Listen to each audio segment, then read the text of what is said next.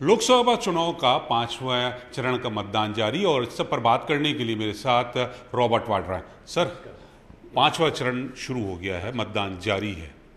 अमेठी रायबरेली को लेकर आपकी क्या उम्मीद है? ज़रूर जीतेंगे और मुझे पता है कि किशोरी लाल शर्मा वहाँ हैं। लोग उम्मीद कर रहे थे कि या तो प्रियंका हैं या मैं आऊँ, पर मुझे ज़रूर विश्वास है कि उनको समझ है कि किशोरी लाल शर्मा कितने अरसों से उनके बीच काम कर रहे हैं, चप्पा चप्पा जानते हैं। और मेरी प्रार्थना उनसे है, अमेठी के लोगों की, कि उनको समझें, उनकी मेहनत को समझें और ज़रूर उनको भारी बहुमत से जिताएं। और रही रायबरेली की, राहुल आपको पता है कितनी मेहनती हैं।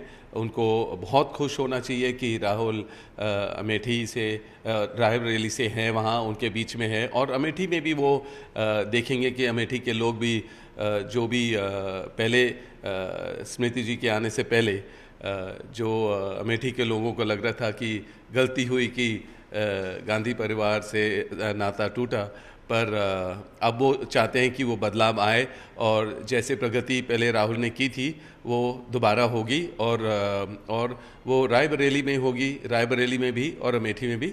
और आप देख रहे हैं कि सोनिया जी अब राज्यसभा में हैं और उन्होंने कितनी मेहनत की वहाँ, और अभी वही मेहनत दुगनी होगी जब राहुल हैं वहाँ। और राहुल की ज़रूर सोच अमेठी के लिए भी होगी।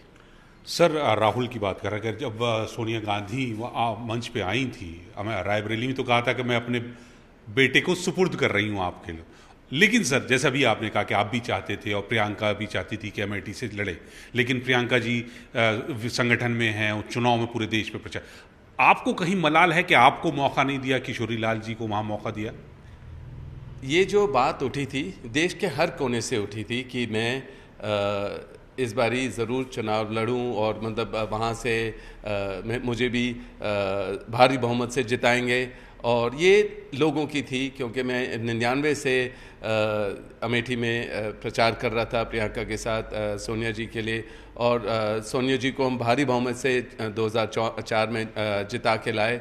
और ज़रूर उनका प्यार तब से बना हुआ है और वो चाह रहे थे कि कोई भी सदस्य आए और अमेठी को संभाले, क्योंकि जो उनसे गलती हुई और स्मृति जी को उन्होंने मौका दिया, वो उससे पछता रहे थे और कोई प्रगति नहीं हुई। और उन्होंने देखा कि जब स्मृति जी हमेशा आपका नाम इस्तेमाल करती हैं, संसद में वो फ़ोटो उठाती हैं, बेबुनियाद आरोप लगाते हैं और उसको कुछ साबुत नहीं कर पाते, तो उनको लगा कि उनको जवाब देना चाहिए। पर मैंने कभी भी ये नहीं सोचा कि मैं जवाब देने के लिए या किसी के नफ़रत के लिए या जो वो इल्ज़ाम लगाते उसके लिए मैं राजनीति में आऊँ। जहाँ भी मैं अपने धार्मिक दौरा के द्वारा पूरा दौरा लगाता हूँ पूरे देश भर में, या अपने चैरिटी के द्वारा लोगों से मिलता हूँ, तो सबकी पुकार यही है कि अब आप सक्रिय राजनीति में आइए। तो हरियाणा से हो या मुरादाबाद से हो या अलग अलग देश के कोने से लोग चाहते हैं।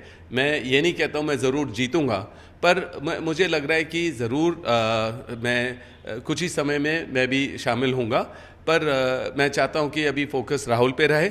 और जब भी कांग्रेस को लगेगा और मेरे परिवार को लगेगा कि मुझे सक्रिय राजनीति में आना है, मैं ज़रूर एक कदम लूँगा। पर चाहे मैं राजनीति में हूँ या नहीं हूँ, मैं देश की सेवा करता हूँ, देश में लोगों की सेवा करता हूँ। जो भी मेरा अनुभव होता है वो मैं राहुल और प्रियंका को बताता हूँ, जो जिनसे वो नहीं मिल पाते। तो मैं वैसे ही राजनीति में हूँ, चाहे मैं अगर मैं संसद में हूँ या नहीं, पर मैं राजनीति में हूँ। आप राजनीति में हो और सक्रिय राजनीति में जल्दी आने की उम्मीद करते हैं। हम भी ऐसी ही उम्मीद करते हैं कि आप जल्दी राजनीति में आइए। सर, लेकिन अब चुनाव चल रहा है, 5वां चरण है। बीजेपी के तमाम बड़े नेता, चाहे प्रधानमंत्री हों, गृह मंत्री हों, सब दावा कर रहे हैं कि 400 पार, 4 चरण में हो गए, हम तो बिल्कुल अब पारी के 400 के पास ही पहुंचने वाले हैं, आंकड़े बताते हैं। लेकिन इसी तरह राहुल गांधी भी हैं, वो भी अपनी जनसभा करते हैं, तो वो भी कहते हैं बाय बाय मोदी। तो दोनों ही सर बाय बाय करते हैं, दोनों ही दावा अपनी सरकार बनाने का करते हैं। देखिए, आप उनकी बात करते हैं जिन्होंने 10 साल से सरकार चलाई, और लोगों की बात करते हैं कितने दुखी हैं वो लोग, बदलाव चाहते हैं। ये जो धर्म की राजनीति है उससे दूर चाहते हैं। जो मुद्दों की बात होनी चाहिए प्रधानमंत्री जी बिल्कुल बात नहीं कर रहे, और आजकल तो लग रहा है बौखला गए हैं, क्योंकि उनके जो भाषण देने के तरीके हैं रोने पे आ जाते हैं। कभी वो मीट मच्छी की बात करते हैं, कभी वो मंगलसूत्र की बात करेंगे, कभी वो मतलब भैंस की बात करेंगे। तो जिस तरीके से जो लेवल होता है एक प्रधानमंत्री का, वो निभा नहीं पा रहे हैं, वो बौखला गए हैं। और मैं ये बोलूँगा कि जो मुद्दे हैं, किसान के मुद्दे हैं और जो महंगाई है, महिला की सुरक्षा तो वो बोल ही नहीं सकते, क्योंकि प्रज्वल रवान्ना का जो जिसके लिए उन्होंने वोट मांगे थे, उनके बारे में आज तक वो उनको वापस नहीं ला पाए। 400 महिलाओं के साथ उन्होंने गलत किया और उसका कोई जवाब नहीं है। मणिपुर वो कभी गए नहीं। अब जब इलेक्शन का समय है तो वोट मांगने अमित शाह जी गए हैं, और वही चीज़ हुआ जब प्रियंका लखीमपुर खीरी गई, जो किसानों के कुचला गया उस समय, और उसी मतलब जो उनके मंत्री हैं उसके सुपुत्र ने जैसे गाड़ी चलाई, और जो मंत्री हैं उनके साथ उसी मंच पे खड़े होकर फिर से वोट मांग रहे हैं। और यही मैंने देखा, जो महिला जो हमारे रेसलर हैं उनके लिए भी कभी भी उनसे मिलने नहीं गई। कोई भी महिला जो मंत्री हैं बीजेपी कभी भी निकल के नहीं गई हैं, ना आपने प्रज्वल रवान्ना या जो रेसलर महिला के बारे में उनके हित में कुछ बोला है, कभी भी नहीं। तो अगर आप महिला की सुरक्षा की बात करेंगे तो वही जुमला है, और जितने भी उन्होंने वादे किए कोई भी भरोसा नहीं कर रहा है, कोई भी ऐसी चीज़ उन्होंने पूरी नहीं की। और आज बोल रहे हैं हम 5 किलो अनाज देंगे आपको 2019 तक 29 तक। तो मेरा ये लग रहा है कि लोग बदलाव चाहते हैं, वो भरोसा नहीं करते हैं।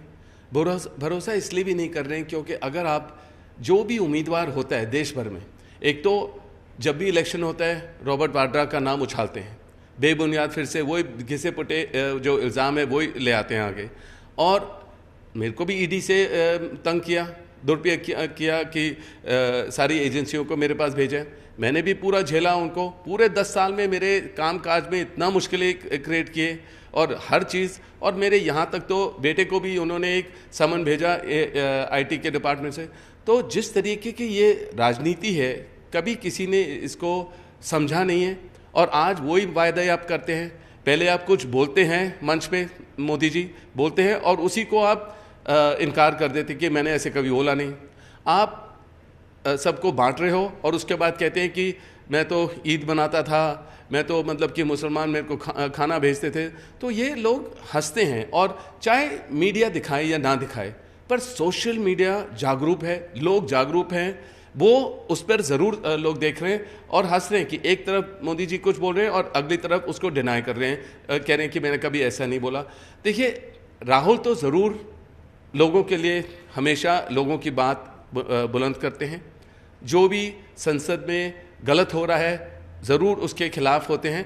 उनको सांसद से हटा भी दिया, फिर उसके बाद मतलब कि घर से भी हटा दिया, और हमारी भी सुरक्षा आदि कर दी और घर से हटा दिया।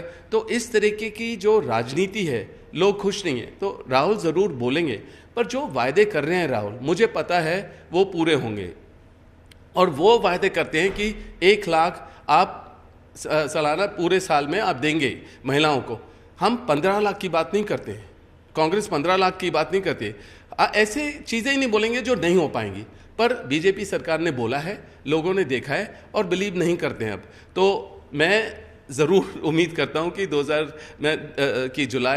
जून 4 को आप देखेंगे कि बहुत बढ़िया सरप्राइज़ आने वाला है। तो सरप्राइज कांग्रेस के पक्ष में होगा? ज़रूर इंडिया गठबंधन के पक्ष में होगा, और कांग्रेस के ज़रूर मेहनत से भी होगा, और अखिलेश जी भी बहुत कर रहे हैं, और सब जितने भी नेता हैं इंडिया गठबंधन के सब मेहनत कर रहे हैं, सब निकले हुए हैं। पर हम नहीं देखते हैं कि बीजेपी की कोई नेता बाहर हैं, क्योंकि जो मोदी अगर उनके सामने कोई खड़ा होगा कि यार मेरा फ़ोटो सही नहीं आ रहा है, उनको हटा देते हैं। तो ऑप्टिक्स की जो ये दिखावा जो राजनीति हो रही है, दिखावे की राजनीति, उससे लोग जागरूक हैं, समझ रहे हैं कि वो नहीं चाहते हैं इस तरीके की सरकार। तो रॉबर्ट वाड्रा साहब दावा कर रहे हैं कि अब 4 जून को जो परिणाम आएंगे वो इंडिया गठबंधन के पक्ष में आएंगे, क्योंकि आम आदमी समझ चुका है कि कैसे केंद्र सरकार जुमले के जरिए लोगों को भ्रमित कर रही है। कैमरामैन हरीश के साथ नई दिल्ली से अशरफ काजमी, न्यूज़ 18।